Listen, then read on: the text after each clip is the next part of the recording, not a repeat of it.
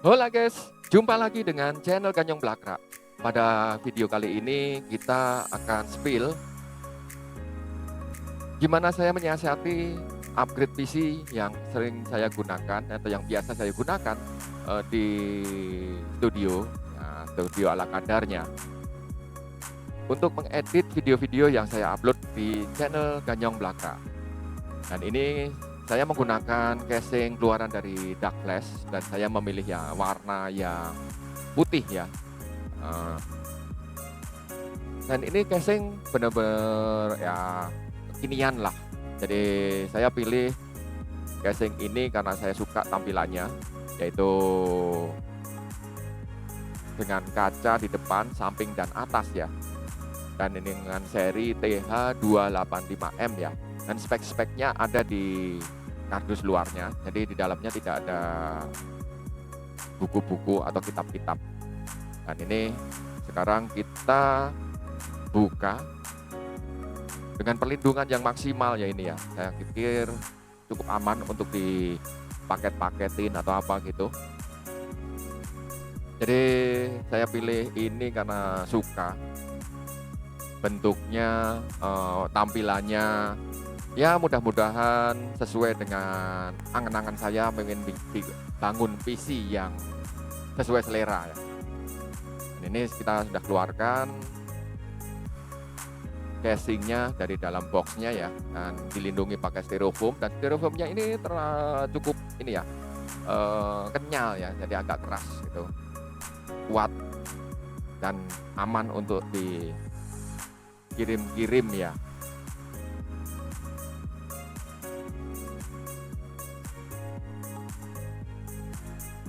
Kita buka pelan-pelan casingnya, dan ini masih ada bungkus plastiknya. Jadi kalau di gudang kehujanan gitu masih aman ya, karena ada plastik-plastiknya. Untuk di bagian atas ada tombol start, tombol reset, dan tombol maksud saya jack 3,5 untuk headphone. Juga 2 USB 2 dan 1 colokan USB 3 ya. Oke, tidak berlama-lama kita akan coba buka, meskipun ini barang baru ya buat saya ya. Gimana bukanya juga saya pada saat buka ini itu nyari-nyari selah-selahnya, apa saja yang harus dilepas atau apa saja yang harus dicongkel ya. Tapi nyongkelnya biasanya cuma pakai tangan aja ya. Dan ini di bagian belakang itu ada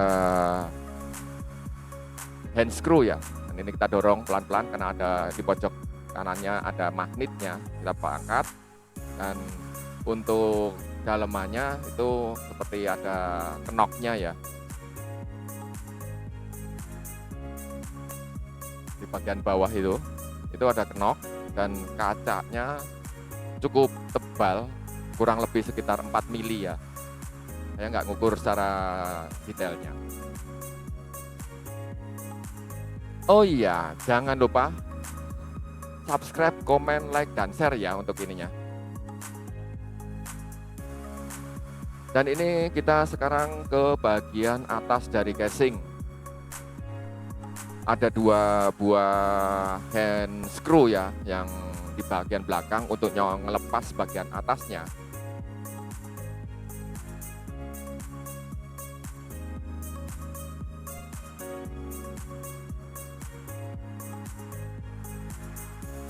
Ada 2 baut, di sini kita lepas semua ya, dan cukup menggunakan tangan saja. Dan ini saya mengalami kegalauan karena ternyata cuma didorong aja sudah lepas secara sendirinya, karena di situ ada knob yang harus digeser baru dia bisa lepas ya. Dan ini juga terbuat dari kaca temper, kurang lebih tebalnya sekitar 4 mili ya. Dan sekarang kita akan coba buka bagian depannya. Nah ini saya agak gimana gitu, main tarik-tarik aja, ternyata ada baut di bagian bawahnya. Jadi karena ini saya tidak mempersiapkan sebelumnya, jadi saya harus nyari obeng. Sebenarnya cukup lama, cuman ini saya potong aja, takutnya nanti kelamaan ya. Jadi kita lepas obeng, baut yang bagian bawah dengan menggunakan obeng ya.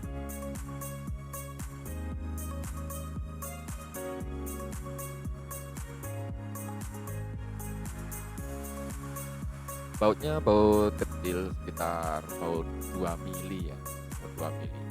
Dan di sini saya juga mengalami kebingungan lagi, masih mencari-cari apakah ada baut yang masih menempel. Jadi agak kesulitan juga. Ternyata di bagian atas masih ada satu baut lagi yang harus dilepas menggunakan obeng. Tapi untuk meyakinkan saya masih mencari-cari lagi nih ya.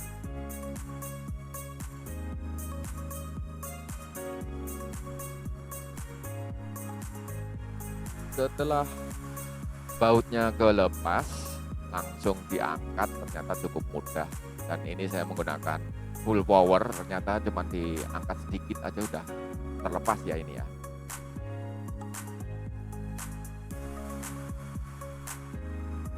Nah, seperti inilah tampilannya, dan sekarang saya akan coba buka tutup casing bagian samping kanan ya, ini sebenarnya samping kanan. Karena sudah terbiasa dengan panel yang depan, belakang, depan, samping, tinggal geser aja udah terlepas. Dan terlihat bagian sampingnya kabelnya masih terikat rapi ya. Ada banyak kabel di sini. Nanti saya juga nggak bisa menerangkan satu persatu kabel-kabel ini ya, karena takut salah informasi nantinya. Jadi seperti inilah tampilannya, dan ada kabel satu yang ke depan. Jadi kita lepas aja semua. Ada kabel tis ya di situ ya, kawat ya, bukan kabel tis ya. Nah, di sini ada bawaannya baut dan kabel tis, mungkin untuk mengikat kabel-kabelnya supaya lebih rapi ya. Nah, ini kabel untuk RGB bagian depan. Jadi di dekat, biasanya kalau komputer itu di dekat tombol itu ada lampu LED untuk indikator nyalanya. Tapi kalau yang ini disediakan RGB di bagian atas. Oke, sekarang kita menuju ke unboxing motherboard ya. Motherboard saya pilih juga warna putih. Agak maksa sedikit sih harganya, tapi kemarin dapatnya murah. Berapa harganya nanti kita spill satu-satu di video akhirnya ya. Dan ini saya menggunakan motherboard ASRock seri B550 Pro SE ya. Dalam kardusnya biasa, bawaannya kabel SATA ya, kabel SATA atau apa saya nggak tahu ya. Dan buku-buku itu biasa, buku-buku petunjuk. Juga ada baut kecil untuk NVMe ya. Di sini NVMe-nya sebenarnya ada 2, tapi waktu buka ini saya nggak tahu kalau slot NVMe-nya itu ada 2. Sampai diinstal selesai baru di rumah baru ngeh kalau NVMe-nya itu ada 2 slot.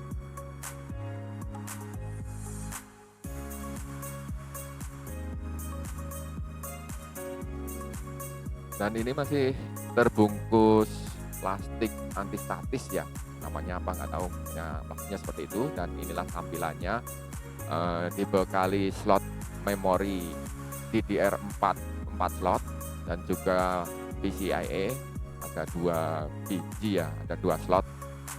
Dan motherboard ini menggunakan AMD ya, jadi saya paling suka pakai AMD.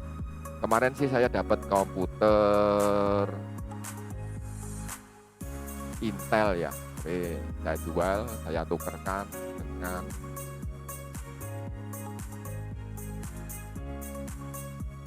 prosesor AMD.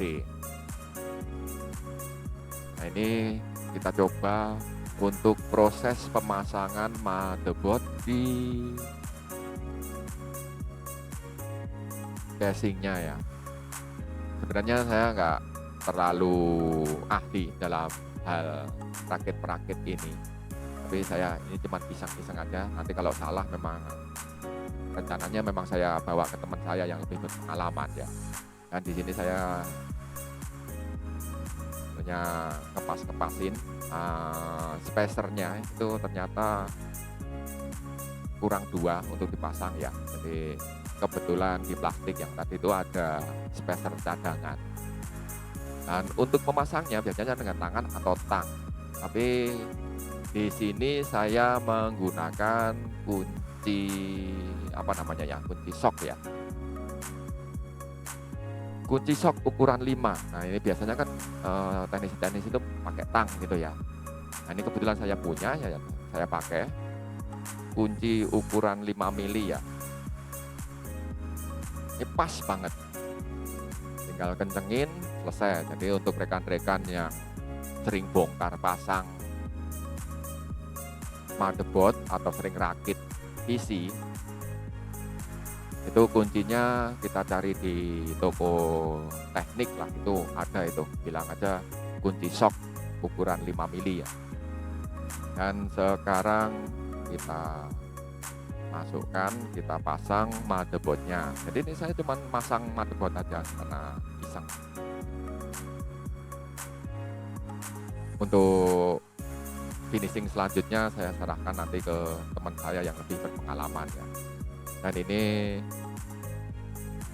untuk kipas-kipas itu saya pakai yang second semua ya, ada yang baru ya. Jadi lepasan dari PSU. Terus yang sebelah kanan itu fan untuk server ya. Dan ini pemasangan baut ya yang aku kerjain yang simple aja. Jadi ada 8 baut, tadi udah terpasang 6, jadi saya tambahin spacernya 2, jadi ada 8 baut untuk menempelkan motherboard ini ke casingnya.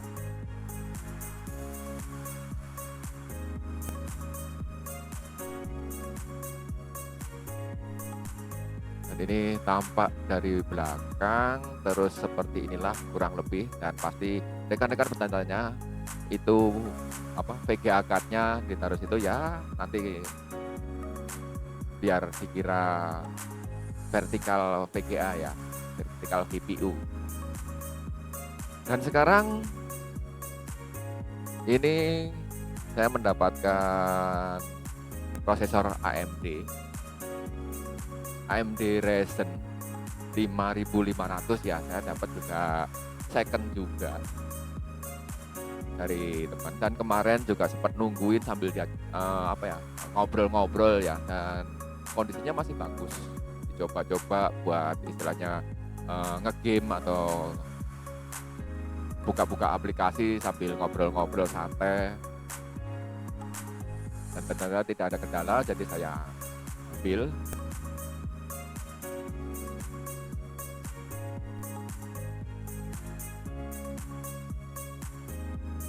Dan di dalamnya masih komplit ya, ada buku petunjuknya, masih ada kartu garansinya. Dan ternyata untuk CPU coolernya ini belum pernah dipasang, masih baru. Mungkin pemilik yang lamanya menggunakan pendingin yang lain ya. Dan ini langsung setelah selesai rakit-perakit ala saya bawa ke tempat rekan saya, Mas Hendra, pemilik dari galeri komputer yang ada di Solo bagian barat, tepatnya di belakang UMS ya, Universitas Muhammadiyah. Dan itu warna yang berubah-berubah di bagian atas pojok kiri itu adalah indikator RGB, powernya ya.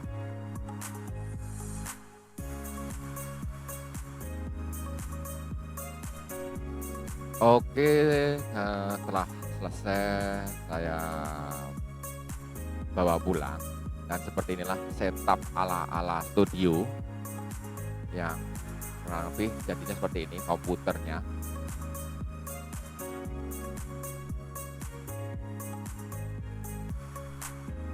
Dan sekarang waktunya kita berhitung kira-kira komponen-komponen apa saja yang saya gunakan dan yang saya ganti dari komputer lama. Dan di sini yang saya ambil dari komputer lama cuma hard disk, memori, terus apa lagi ya? Oh, VGA card. Dan kebetulan VGA card ini saya menggunakan VGA card Quadro K620 ya. Jadi saya pasang di situ karena memang besi penahannya itu pendek. Jadi saya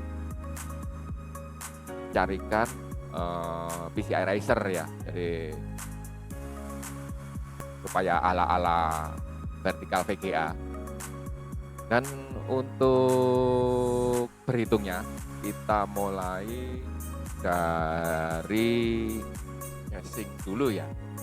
Dari casing saya kemarin dapat harga sekitar 530 ya.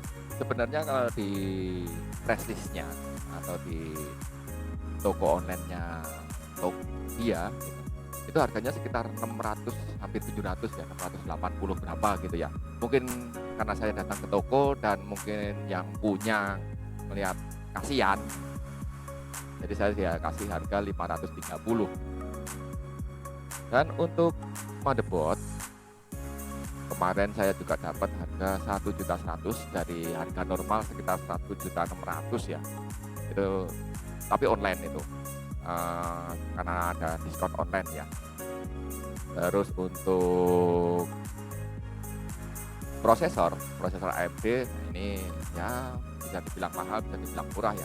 AMD 5500 saya dapat harga di harga 1 juta rupiah. Oke. Dan untuk memori macam-macam hard disk dan VGA saya masih menggunakan VGA yang lama.